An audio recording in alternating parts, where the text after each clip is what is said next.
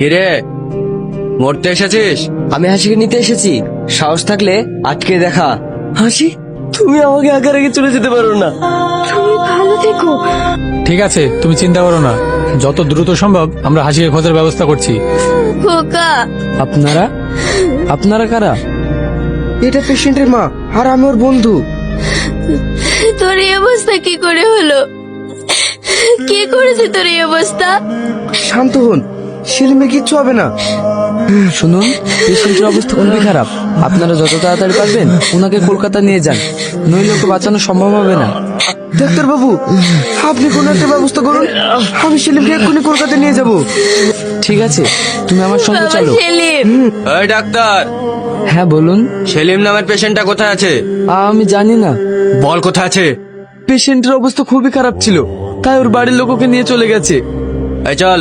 কি রে, আবার কান্না করছিস? ওরা আমার আশিকে আমার চোখের সামনে খুন করলো, আর আমি কিছুই করতে পারলাম না। আবার তো হয়ে গেছে, ভুলে যাও সব। আমি কিছুতে বলতে পারবো না। মা, আমার খোকা, তুই ফিরে এসেছিস বাবা। মা, আমার আশিকে মেরে ফেলেছে, আমি ওদের কাউকে ছাড়বো না। শাকিল, আমাদের কেউ পিছু নিচ্ছে। হ্যাঁ, গাড়ি থামা। কোনো ঝামেলা নয়, আমাদের পালাতে হবে, আমার কসম। সেলিম, চল ওই বাড়িটা গিয়ে দেখি। শুনছেন? হাসি, তুমি বেঁচে আছো? সেলিম, তুমি সেদিন আমাকে ছেড়ে কোথায় চলে গিয়েছিলে? আমি তো ভেবেছিলাম আমিও ভেবেছিলাম তোমাকে হয়তো হারিয়ে ফেলেছি। হ্যাঁ বাবা, ও তো সেদিন প্রায় শেষ হয়ে যাচ্ছিল, কিন্তু ওপর আল্লাহর ইচ্ছায় ও বেঁচে যায়। আর ওই দিন রাতে আমরা ওই রাস্তা দিয়ে ফিরছিলাম।